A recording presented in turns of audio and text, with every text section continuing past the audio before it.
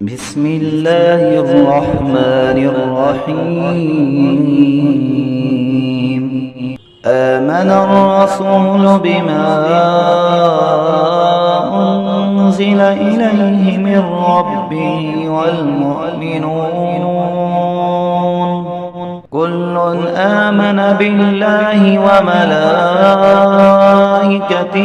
وكتبه ورسله لا نفرق بين أحد من رسله وقالوا سمعنا وأطعنا غفرانك ربنا وإليك المصير.